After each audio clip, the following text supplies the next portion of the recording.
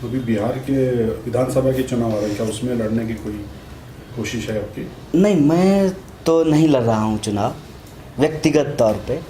लेकिन अगर आप सामूहिक लड़ाई की बात करेंगे, कलेक्टिव बैटल और फाइट की बात करेंगे, तो निश्चित तौर पे हमारे साथ के कुछ लोग चुनाव लड़ेंगे।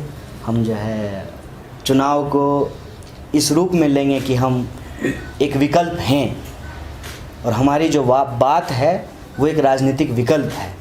एक विकल्प देने के लिहाज से कि लोकतंत्र कैसे आगे बढ़े और लोगों के वो वाजिब सवाल जो आज भुला दिए गए हैं वो चुनावी विमर्श का हिस्सा कैसे बने, उस पे कैसे जो है डिबेट हो।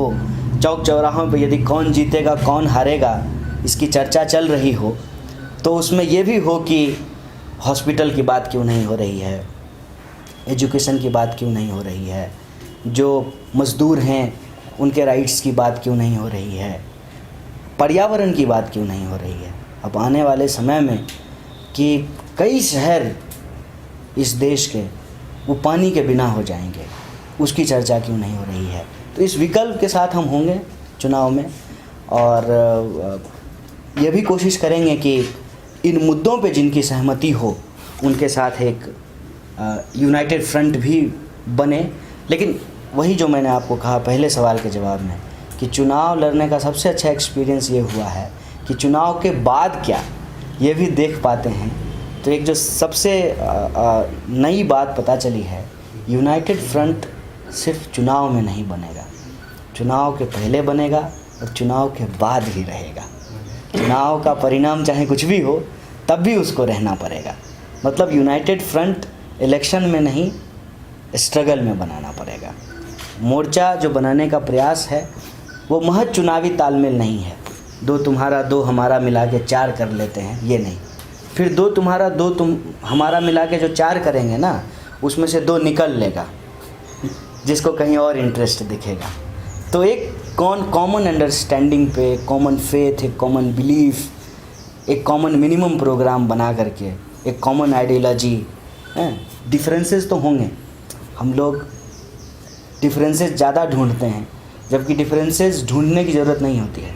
हम सब यहाँ बैठे हुए हैं, एक दूसरे को ध्यान से देखें तो डिफरेंस अपने आप नज़र आ जाएगा। लेकिन सिमिलरिटी क्या है, इसको अगर एक्सपीरियंस करना है तो बात करना पड़ेगा, कम्युनिकेशन करना पड़ेगा, आइडियाज़ को एक्सचेंज करना पड़ेगा। तो उस आधार पे एक कॉमन मिनिमम प्रोग्राम बने, एक जो है सिमिलरिटीज़ के आधार पे डिफरेंसेस को थोड़ा देर छोड़ करके, चुनाव से पहले भी और चुनाव के बाद भी, कि इस देश में लोगों के वाजिब सवालों पर राजनीति को एक नई दिशा कैसे दी जाए। इसी बात को जोड़कर मेरा एक सवाल था कि बहुत सारे प्रोग्रेसिव पीपल के बीच में डिफरेंसेस तो है, तो इस डिफरेंसेस के बावजूद भी हम कैसे एक कॉमन एक कन्वर्जिंग पॉइंट तो होना चाहिए, वो क्या होता है, और कॉमन मिनिमम प्रोग्राम क्या है, और कन्वर्जिंग पॉइंट्स क्या है, और उसको तो एक्सप्लोर करना चाहिए ना। आपके हिसाब से क्या होता है? देखिए, ये जो डिफरेंसेस है ना, इस डिफरेंसेस का अपना एक आधार है। पूरी दुनिया में कई तरह के कॉन्फ्लिक्ट हैं, रिलीजियस कॉन्फ्लिक्ट हैं, एथनिक कॉन्फ्लिक्ट हैं, इंडिया में कास्ट कॉन्फ्लिक्ट है, क्लास कॉन्फ्लिक्ट है, कई तरह के कॉन्फ्लिक्ट हैं। लेकिन सबसे बुनियादी यूनिटी क्या है कि हम सब मनुष्य हैं। मान लीजिए कि कोई ऐसी नेचुरल क्लाइमिटी हो जिसमें इंसान का बचना मुश्किल हो जाए, तो वो कॉन्फ्लिक्ट एग्जिस्ट करेगा या ख़त्म हो जाएगा? ख़त्म हो जाएगा। तो जो इमीडिएट प्रॉब्लम है आज के समय में ह्यूमैनिटीज़ के सामने, वो ये है कि ये सारे कॉन्फ्लिक्ट जो हैं वो दरअसल ह्यूमैनिटी को ही अल्टीमेटली ख़त्म कर रहे हैं। और आइडिया ऑफ सिटीजनशिप जो है आज खतरे में है। मैं कई बार ये बात लोगों को कह रहा हूँ कि जिस तरीके से चक्र पूरा हुआ, ये सर्किल कंप्लीट हुआ है, आज के समय में जो राइट रिएक्शनरी फोर्सेस इमर्ज की है दुनिया में, ये एक्चुअली फ्रेंच रेवोल्यूशन के वैल्यूज को डिस्ट्रॉय करना चाहता है। और सारा डिफरेंस जो बना है मॉडर्न टाइम पे, ठीक है, वो बेसिकली बना है रशियन रेवोल्यूशन के बाद। Right, left, centre, liberal, progressive हैं। मैं कह रहा हूँ कि रशियन रेवोल्यूशन के प्रिंसिपल और वैल्यूज की बात ही नहीं है। उसकी मॉरलिटी की बात ही नहीं है। ये सीधे तौर पे फ्रेंच रेवोल्यूशन की मॉरलिटी के खिलाफ है, इसको आप समझ लीजिए। फ्रेंच रेवोल्यूशन की मॉरलिटी है ना, इक्वलिटी, फ्रेटर्निटी, लिबर्टी, जस्टिस, ये तो फ्रेंच रेवोल्यूशन की मॉरलिटी है। आज पूरी दुनिया में ये फ्रेंच रेवोल्यूशन की मॉरलिटी के एथिक्स को रिवर्ट करना चाहते हैं। नहीं, वी कांट बी इक्वल, हम इक्वल नहीं हो सकते। किस बात की फ्रेटर्निटी? वो चर्च जाता है, हम मस्जिद जाते हैं, किस बात की फ्रेटर्निटी? वो मंदिर जाता है, हम मस्जिद जाते हैं, किस बात की फ्रेटर्निटी? और किस बात की लिबर्टी? औरतें पैदा होती हैं, शोषण उनका होना चाहिए, यही बोल रहा है ना। पूरा का पूरा जो कॉन्फ्लिक्ट है उसको अगर आप सिंथेसाइज करेंगे तो आप इसी नतीजे पे पहुंचेंगे ना। ये जो डिफरेंस आज के समय में हम रख करके चल रहे हैं ना, liberal, progressive, left, radical left, ये अब एग्जिस्ट नहीं करता है। हम आपस में लड़ने में इतने मशगूल रहे कि हमारा बुनियादी अधिकार ही हमसे छीन के ले गया है ये। और अब जो इनका अगला स्टेज है बेसिकली, वो क्लैश ऑफ सिविलाइजेशन के सबसे वर्स्ट फेज में ये दुनिया को ले जाना चाहते हैं। सबसे वर्स्ट इसलिए मैं कह रहा हूँ कि टेक्नोलॉजिकल एडवांसमेंट ने ह्यूमन कैपेसिटी को एक तरफ रिड्यूस किया है एज ए ह्यूमन लेबर, दूसरे तरफ ह्यूमन पावर को दूसरी तरफ एक दूसरे एक्सट्रीम पे लेकर के गया है। एक आदमी बैठ करके पूरी दुनिया का सर्विलांस कर सकता है। तो आप बताइए कि जो सेंट्रलाइज्ड पावर है, जिसको कहते हैं डिक्टेटोरियल पावर, वो कितना पावरफुल हो गया है। आज के समय में कोई गुरिल्ला वार पॉसिबल नहीं है। अगर कोई गुरिल्ला वार होगा भी तो उसका फील्ड जो है वो जंगल नहीं होगा, उसका फील्ड जो है वो इंटरनेट का जो है कोई जो है ऐसा वेब ढूंढना पड़ेगा जिसको आजकल वहाँ पे नेगेटिव फोर्सेस एक्टिव हैं, जिसको हम डार्क वेब कहते हैं। वहाँ पे कोई प्रोग्रेसिव, लिबरल, डेमोक्रेटिक फोर्स तो नहीं है। वहाँ पे बहुत अजीब अजीब तरह की चीज़ें हो रही हैं। तो लड़ाई कुछ और हो गई है। और इनका जो अपना क्राइसिस है प्रॉफिट का, ऐसा नहीं कि सिर्फ हिंदुस्तान मंदी में है, पूरी दुनिया मंदी में है। तो ये कहीं ना कहीं तो डाइवर्जन करेंगे ना लोगों को, ये करोड़ों करोड़ लोग को कहीं ना कहीं तो डाइवर्ट करेंगे ना।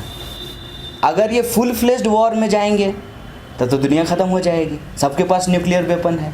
इनफैक्ट किसके पास है किसके पास नहीं है ये पता लगाना भी मुश्किल है। तो इसीलिए आज आप देखिए कि आइडिया ऑफ सिटीजनशिप को डिस्ट्रॉय करके क्लैश ऑफ सिविलाइजेशन को जो है वो प्रमोट किया जा रहा है हर जगह। और आप किसी भी कॉन्फ्लिक्ट जोन को देख लीजिए, सीधे तौर पे आप देखेंगे कि पॉलिटिकल क्वेश्चन को साइड लाइन करके आइडेंटिटी को और कल्चरल क्वेश्चन को प्रोमिनेंटली रखा जा रहा है। इसीलिए आज के समय में जो बेसिक ह्यूमैनिटीज़ में बिलीव करने वाले लोग हैं ना, अपने डिफरेंसेस को उनको इमीडिएटली रिड्यूस करके एक लार्जर यूनिटी बनाने का प्रयास करना चाहिए। और इनफैक्ट मैं आपको कह रहा हूँ कि ये होगा भी। मैं एक बात आपको आज बोल रहा हूँ, हो सकता है कि अभी यह बात लोगों को ठीक ना लगे। जितनी पॉलिटिकल पार्टियां आप देख रहे हैं ना, ये कोई नहीं बचने वाला है, इंक्लूडिंग बीजेपी। क्योंकि ये सारी की सारी पॉलिटिकल पार्टियां जो हैं ना, ये पोस्ट इंडस्ट्रियल फेज में पैदा हुई हैं। आज जो हम लोग जिस दुनिया में धीरे धीरे इंटर करते जा रहे हैं, ये एक्चुअली पोस्ट इंडस्ट्रियल फेज है। नई तरह की पॉलिटिकल पार्टी, नया तरह का कांग्रेस, नया तरह का लेफ्ट, नया तरह का राइट चूँकि हमसे ज़्यादा एडवांस हमको लग रहा है, क्योंकि कई जगह पे जो है इनको पावर में आने में वक्त लग गया। उसमें रशियन रेवोल्यूशन का एक बहुत बड़ा रोल है। अगर Russian revolution first world war के दौरान ही नहीं हो गया होता तो कैपिटलिज्म का जो यह रूप हम देख रहे हैं न्योलिबरलिज्म के बाद, यह और पहले आ गया होता। तो बीच में केन्स की थ्योरी को मानते हुए वेलफेयरिज्म को इनको एडॉप्ट करना पड़ा। मार्शल प्लान के तहत जो है बड़े पैमाने पे यूरोपीय देशों को पैसा दिया गया और डेमोक्रेसी, मन कहते हैं ना, डेमोक्रेटिक होने का एक नाटक जो है करना पड़ा। तो एक फेज जो है वो गुजरा, नहीं तो पावर में ये फोर्सेस पहले आ जाती सब मिल करके। आप सोचिए कि क्या यूनिटी रही होगी। एक तरफ स्टालिन और दूसरी तरफ जो है अमेरिका और इंग्लैंड, कैसे वो यूनिटी बनी होगी हिटलर और मुसोलिनी को हराने के लिए? तो अपने आप में तो ये बहुत एडवर्स यूनिटी थी ना। रसिया और अमेरिका का सेकेंड वर्ल्ड वॉर में दोस्ती होना अपने आप में एक बहुत ही, जो कहते हैं टू अपोजिट्स का यूनिटी हुआ था। उस वजह से जो है ये फेज थोड़ा लेट आया है। अब ये फेज जब आ गया है और सारे प्रयास जो हैं कैपिटलिज्म के द्वारा किए जा चुके हैं, खुद ही कहा कि जो है दुनिया जो है वो ग्लोबल विलेज होगी, तो दुनिया ग्लोबल विलेज होगी और अमेरिकन प्रोडक्ट लोग अगर बेंगलोर में पिएंगे तो बेंगलोर का आदमी भी न्यूयॉर्क में जा कर के काम करेगा। तो बताइए इमिग्रेशन पॉलिसी को क्यों स्ट्रॉन्ग कर रहा है, क्यों कह रहा है कि बाहरी लोगों को वहाँ से निकाल करके फेंका जाए? हर देश में जो राइट रिएक्शनरी फोर्स का आंदोलन है वो तो यही कह रहा है ना कि बाहरी को भगाओ, उसका तो यही आंदोलन चल रहा है। तो दुनिया एक नए फेज में जा रही है, इसको हम लोगों को समझना चाहिए। और उसका बुनियादी शर्त जो है यूनिटी का वो यही है कि ह्यूमैनिटेरियन एस्पेक्ट को सबसे ऊपर रखते हुए, ह्यूमन लाइफ को सबसे इम्पोर्टेंट समझते हुए, आइडिया ऑफ सिटीजनशिप को प्रोटेक्ट करते हुए, और अब तो अपने सर्वाइवल के लिए पर्यावरण के सवाल को भी प्रोमिनेंटली उठाने की ज़रूरत है। तो ये कुछ मुद्दे हैं जिस पे हमको यूनाइट होने की ज़रूरत है।